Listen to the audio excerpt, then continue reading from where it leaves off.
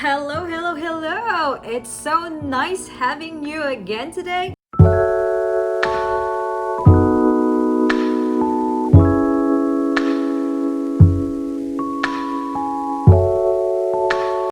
And once again, I would like to thank you all for keeping up with me with my previous video. That was my second video. Just using only the things you find in your kitchen, you find in your home. But I always made sure that I have this. Everything else, I just did alternatives. Because you really can't buy everything all at once in just your first days of starting, and you haven't like earned enough for buying your materials. So I'm gonna show you what I did, and I know it's gonna be funny, but I'm telling you, this is for real. Okay, let's start with this setting, which is the standard setting, kind of. Let's just start with making flower petals, because you can never go wrong with flowers, and put it in your cakes, and it's gonna make your cakes a lot exquisite and elegant. Let's just start by making roses, and these are the patterns, and this one is really important when you're making rose petals and any other flowers. So this is the real setup, and this right here was a setup that I had to deal with before, because I didn't have anything. I only had this rolling pin, so I had to use a very thick plastic bag, spoons, whatever shapes I can find. And this is from my coloring gels from here. This is a cover for my coloring gels. But make sure you attach your plastic bag to your working area, like firmly, that it wouldn't like be taken off while you're working and kneading your fondant. I actually have more, but we'll stick to the basic. Okay, so let's start with the ones that we have patterns with. This is the fondant that we sprinkled with Tylose powder.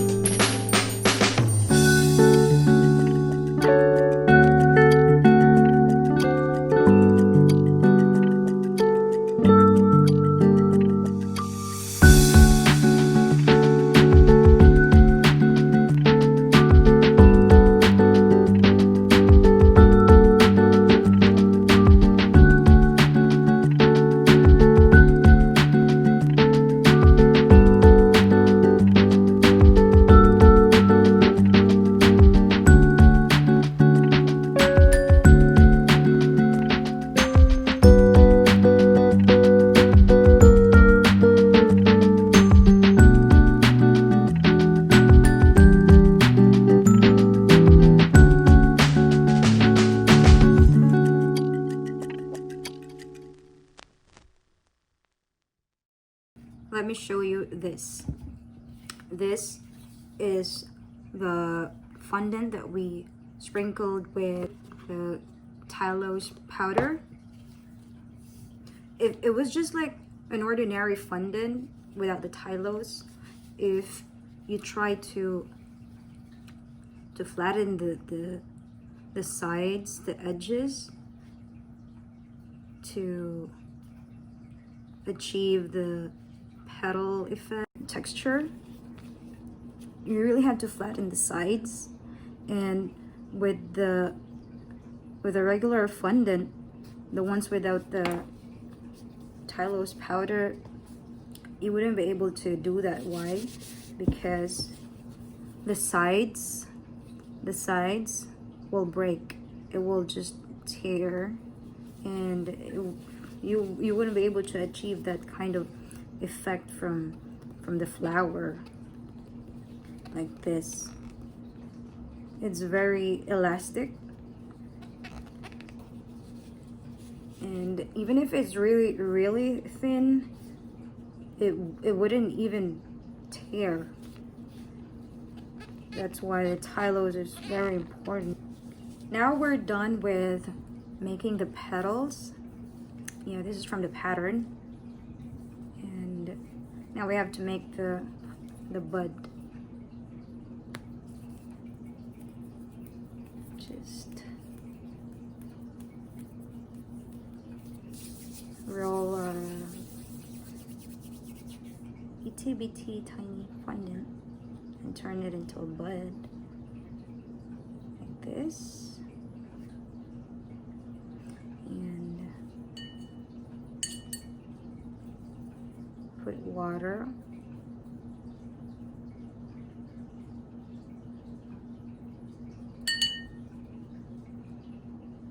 And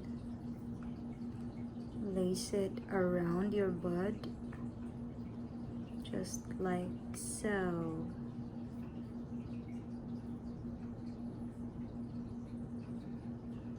Try to open it.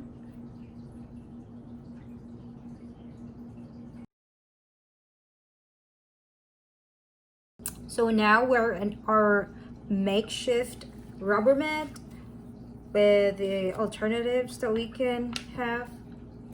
And look, it works perfectly.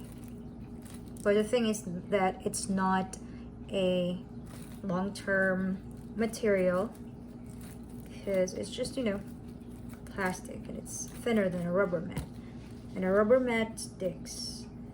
So let's do the same thing.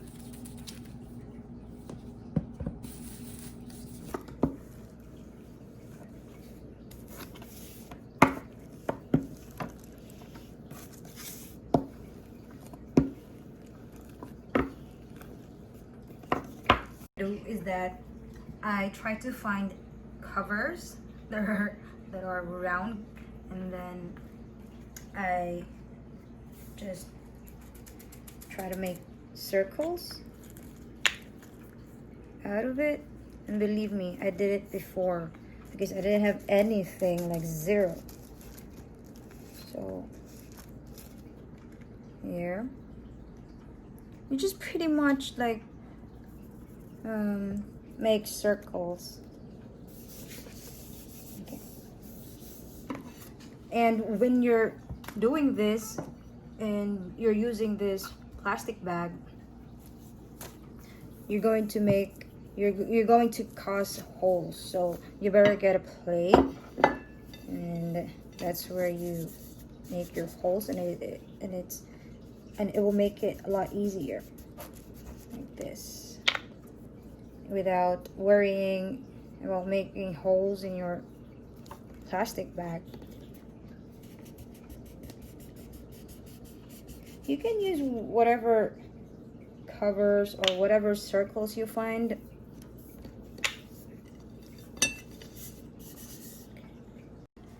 And what you can do for the smaller petals is that you just have to make your own circles.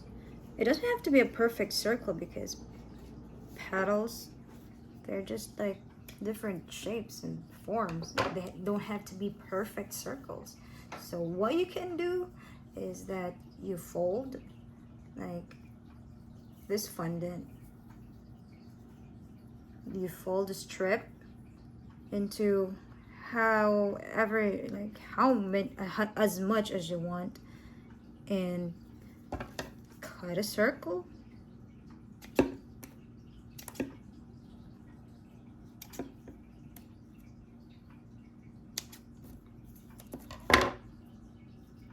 Doing it freestyle like this, it gives you a more realistic kind of look. It's just, you know, more work, but sometimes you have to deal with whatever you have. This is just in case you don't have any other patterns to use. You can just make your own circles. Squares, because you can turn it into circles later on. Like this. This is a square, and you just cut the sides, the corners, cut the corners, and it's a lot easier. Just have to cut the corners. And you try to like produce 3 different kinds of circles, like from different sizes of circles, from small, medium, and large. Cut the sides, cut the sides. Believe me, I did this before. I know it's crazy, but I did. So instead of having this, which you have to buy, the foam pads, you can like use a paper towel. I know it sounds crazy, but I'm gonna show you how it works. And instead of this tool for the petals, you can either use a teaspoon or a tablespoon. And yes, I did it before.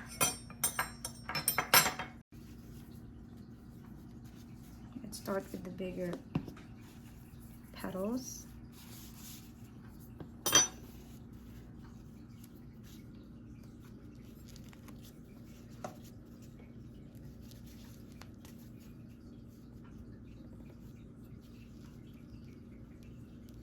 See that? Isn't it amazing? Yeah, it works, right?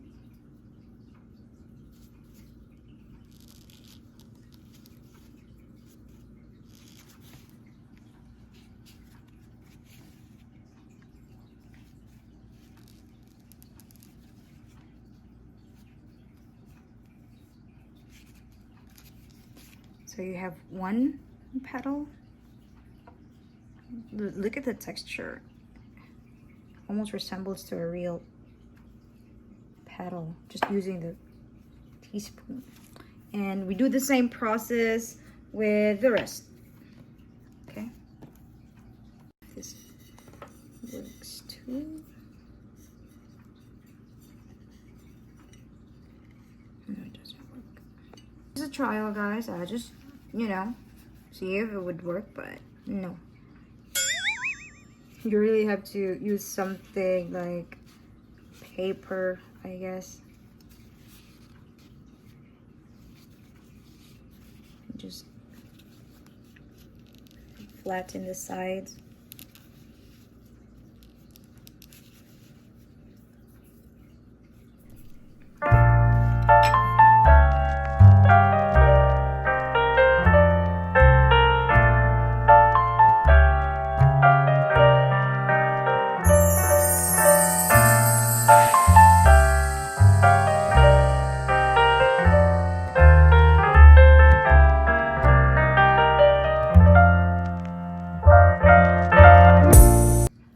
These are the petals that we were able to do using this teaspoon and this towel. Babe, what are you doing? Realistic, right? And all we have to do now is to assemble. Of course, let's not forget our rosebud. And then we put the smaller ones first. Put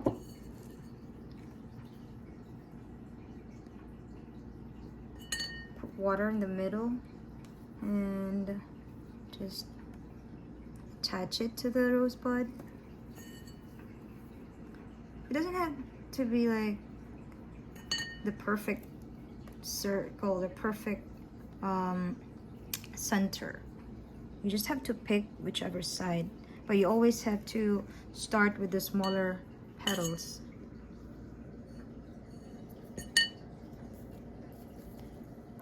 You attach it to the middle petal here from where it ended. That's where you attach it to, and just repeat the same process until you finish. See? Just do the same thing and try to place your new petal, the newly attached petal, to the middle of your previous petal.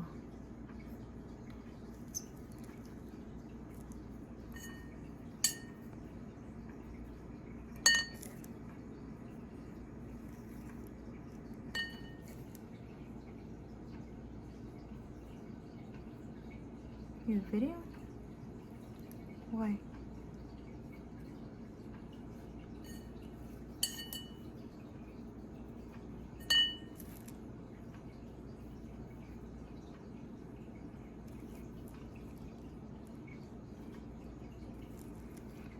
The thing is, it depends on you on how much petals do you want to make. Depends on how huge or how small your intended rose is. It's always up to you.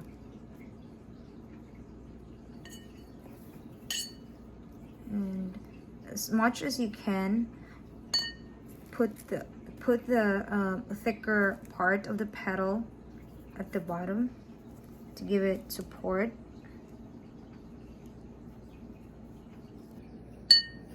You can stop once you're contented with how your flower looks like.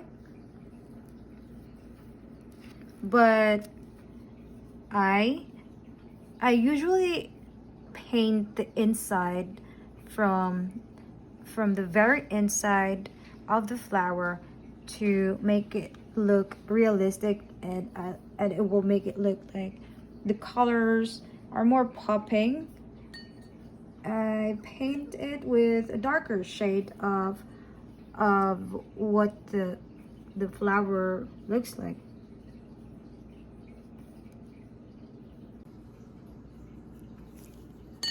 So let's have a comparison. This is the rose that we made with the patterns and with the standard materials that we have to use. And so this is like this. This one right here came from this working space with the patterns, with the tool, with the foam, rubber, the rubber, no, it's a foam pad.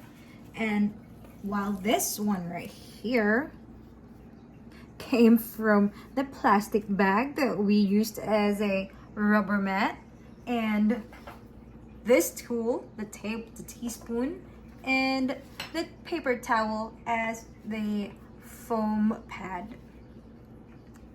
It's always up to you, you know, you can always have alternatives. And to make it look a lot better, I paint a little bit of I add a little bit of coloring gel. In a different video, I will show you how to mix colors and color fondants, but This one right here, I'll just show you quickly how it should look when I paint it in our flower font, in our flower topper.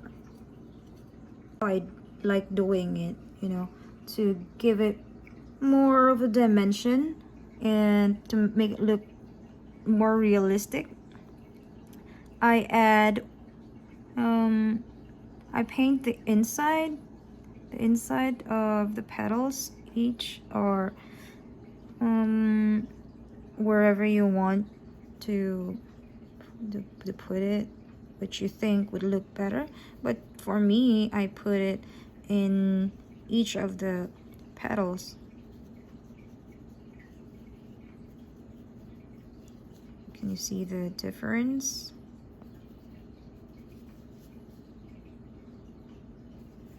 It kind of looks more dimensional. I mean, three-dimensional, and it adds more texture to it.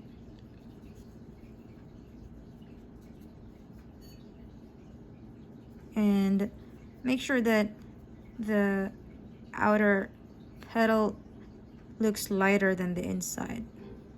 Adjust. And then you can make the center a little bit darker than the rest. So that's how it looks. Remember guys, this is the flower without any pattern. We can also do the same thing. I do this usually with all of my flowers because it looks better. So with this one, since it is color pink, let's use a red coloring gel. You start in the middle of the bud, and then open it a little. Don't be too shy, you flower. So you paint from the center going out, and from the inner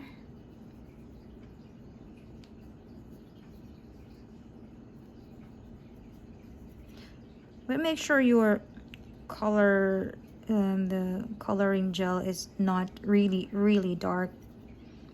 It should be like the closest shade. You can never go wrong with flower toppers because you just put it and place it in your cake and it will look like really elegant. And you can't even tell which one is from the makeshift set of materials and which one is from the regular materials that we use, like the rubber mats and tools. And it's pretty amazing like how they both turn out to be of the same quality. It's just you have to really like go out of, be more imaginative, like think outside the box, and there you go. Which one do you like?